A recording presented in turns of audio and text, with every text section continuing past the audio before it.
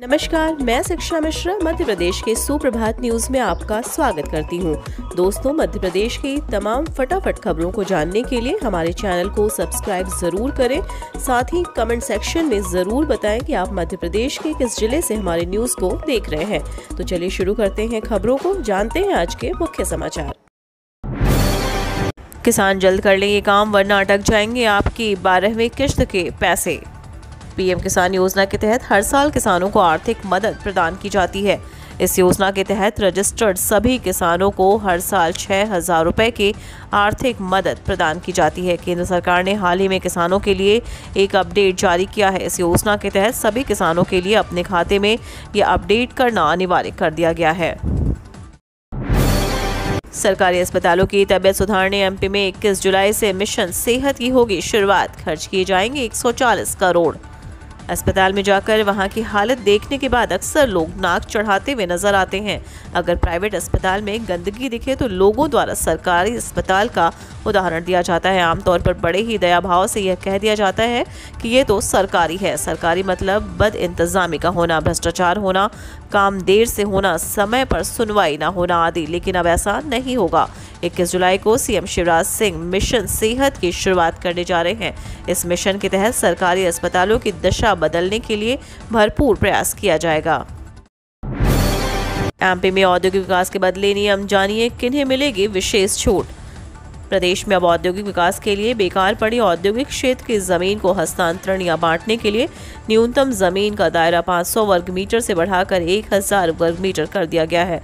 साथ ही औद्योगिक जमीन के आवंटन के लिए ई बिडिंग अनिवार्य कर दी गई है। वहीं PM street vendors Atmanirbhar Nidhi योजना में स्ट्रीट वेंडर को 20,000 तक के कर्ज पर स्टाम्प ड्यूटी में छूट की मंजूरी दी गई है। इसके लिए राज्य औद्योगिक भूमि एवं प्रबंधन नियमों में संशोधन के लिए बीते दिन कैबिनेट बैठक में मंजूरी दे दी गई।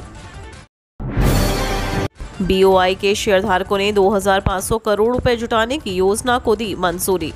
सार्वजनिक क्षेत्र के बैंक ऑफ इंडिया ने शनिवार को कहा कि उसके शेयरधारकों ने विभिन्न तरीकों से 2,500 करोड़ रुपए की नई इक्विटी पूंजी जुटाने के प्रस्ताव को मंजूरी दे दी है। बीओआई ने एक विज्ञप्ति में कहा कि बीते दिन हुई बैंक के वार्षिक आम बैठक में यह निर्णय लिया गया।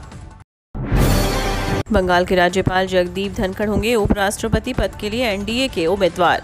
बीजेपी ने राज्यपाल जगदीप धनखड़ को उपराष्ट्रपति पद के लिए एनडीए का उम्मीदवार घोषित कर दिया है। भाजपा अध्यक्ष नड्डा ने इस फैसले की जानकारी दी। उन्होंने धनखड़ को किसान पुत्र बताया। धनखड़ ने शनिवार सुबह ही प्रधानमंत्री से मुलाकात की थी। शुक्रवार को वह केंद्रीय गृह मंत्री अमित शाह से मिले थे। माना जा रहा है कि जगदीप धनखड़ सोमवार या मंगलवार को नामांकन कर सकते हैं। मंगलवार को नामांकन की अंतिम तिथि है। उपराष्ट्रपति पद के लिए 6 अगस्त को मतदान होगा। प्रदेश के प्रतिष्ठित खेल पुरस्कारों के लिए खिलाड़ी और कोच 16 अगस्त तक कर सकते हैं आवेदन। प्रदेश के वर्ष 2022 सर्वोच्च खेल पुरस्कार Eklavya, Vikram Vishwamitra life time achievement एवं स्वर्गीय प्रभाष जोशी पुरस्कारों के लिए ऑनलाइन आवेदन आमंत्रित किए गए हैं। आवेदन की अंतिम तिथि 16 अगस्त 2022 निर्धारित की गई है। प्रदेश के 1739 निजी स्कूलों को अभिभावकों ने अपने बच्चों को निःशुल्क पढ़ाने के लिए नहीं चुना। शिक्षा के अधिकार अधिनियम के तहत अभिभावक अपने बच्चों को बड़े सीबीएसई स्कूलों में पढ़ाने की ही चाहत रखते हैं। तभी तो आरटीई आवेदन में अधिकतर अभिभावकों ने अपने वार्ड के बड़े स्कूलों का चयन किया।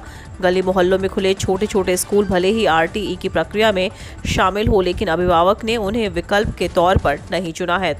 तभी तो प्रदेश के 26,666 निजी स्कूलों में से 1,739 स्कूलों को अभिभावकों ने विकल्प के रूप में नहीं चुना है। इसमें राजधानी के 123 निजी स्कूल शामिल हैं। ये स्कूल गली मोहल्लों में 1 या 2 कमरों में संचालित होते रहते हैं। भले ही आरटीई की प्रक्रिया में 25% सीटें आवंटित कर रहे हैं, लेकिन अभिभावक इन स्कूल का चयन नहीं कर रहे हैं। बता दें कि इस बार 2,78,130 सीटों के लिए 2,01,252 आवेदन आए थे। इनमें से पात्र विद्यार्थियों में से 1,73,725 ऑनलाइन लॉटरी के माध्यम से 1,39,725 बच्चों को प्रवेश के लिए सीटें आवंटित की गई हैं। ग्वालियर में साल भर मेंटेनेंस फिर भी फॉल्ट, 1200 तक पहुंचा शिकायत का आंकड़ा। 12 माह लगातार लाइनों का संधारण कार्य करने के बाद भी शहर में बिजली गुल हो रही है। उपभोक्ताओं को परेशानी नहीं हो इसके लिए फ्यूज ऑफ कॉल्स योजना प्रारंभ की गई थी। इस योजना के तहत उपभोक्ताओं की शिकायतों का निराकरण आधे घंटे के अंदर किया जाना था, लेकिन एफओसी की निगरानी नहीं होने के कारण लाइनमैन बिना निराकरण किए ही शिकायतों को बंद कर रहे हैं। इस कारण लोगों की रात जगह करते हुए ही गुजर जाती है, लेकिन बिजली आने की जगह मोबाइल पर केवल मैसेज आता है कि आपकी समस्या का निराकरण सफलतापूर्वक कर दिया गया है। इसके कारण आमजनों को परेशानी का सामना करना पड़ रहा है। अधिकारी चुनाव में व्यस्त, सीएम हेल्पलाइन पर जमा हो गई 16,000 से ज्यादा शिकायतें। नगरीय निकाय और पंचायत चुनाव की व्यस्तता कहें या अधिकारियों की सुस्ती, सीएम हेल्पलाइन पर इस समय इंदौर जिले की 16,000 से अधिक शिकायतें लंबित हैं। सर्वाधिक शिकायतें नगर निगम, पुलिस, अनुसूचित जाति एवं जनजाति कल्याण विभाग, पिछड़ा वर्ग एवं अल्पसंख्यक कल्याण और राजस्व विभाग से संबंधित है। इसके अलावा कृषि, सामाजिक न्याय, श्रम, शिक्षा और स्वास्थ्य विभाग से जुड़ी शिकायतें भी कम नहीं है। नाना करते हुए कैलाश विजयवर्गीय फिर बने इंदौर संभागीय क्रिकेट संगठन के अध्यक्ष। इंदौर संभागीय क्रिकेट संगठन के चुनाव शनिवार को इंदौर में हुए। इसमें भाजपा के राष्ट्रीय महासचिव कैलाश विजयवर्गीय एक बार फिर अध्यक्ष चुन लिए गए। विजयवर्गीय पिछले 6 बार से अध्यक्ष हैं। विजयवर्गीय को ही अपनी कार्यकारिणी चुनने का अधिकार सदस्यों ने दे दिया। ब्राह्मण समुदाय अब अपने विवाद स्वयं निपटाएगा।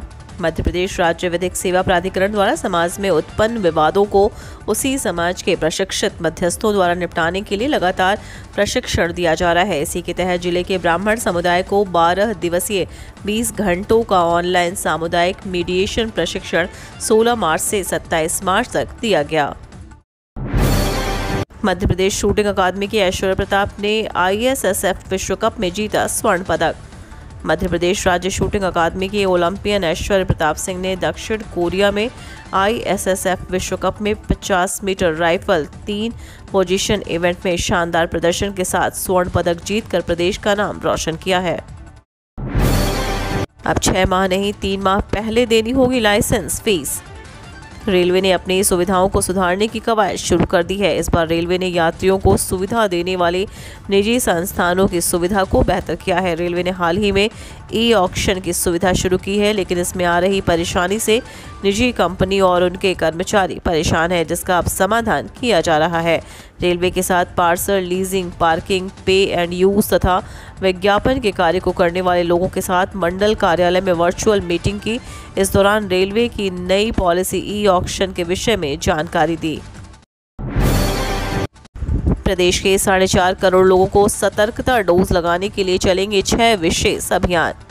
प्रदेश में 4.5 करोड़ लोगों को सतर्कता डोज लगाने के लक्ष्य है। इसमें शुक्रवार को पहले दिन सिर्फ 75,000 लोगों ने ही सतर्कता डोज लगवाई है। 75 दिन में 18 साल से ऊपर के सभी को सतर्कता डोज लगाने का लक्ष्य रखा गया, लेकिन यह गति रही तो 75 दिन में 1 करोड़ लोगों को भी टीका नहीं लग पाएगा। ऐसे में राज्य सरकार ने नियमित टीकाकरण अभियान के साथ ही प्रदेश में 6 माह अभियान चलाने का निर्णय लिया है। अगले 3 दिन इन राज्यों में भारी बारिश का अलर्ट। इन इलाकों में तेज हवाएं करेंगी परेशान। देश के कई इलाकों में जमकर बरसात हो रही है। कई प्रदेशों में बाढ़ के हालात हैं।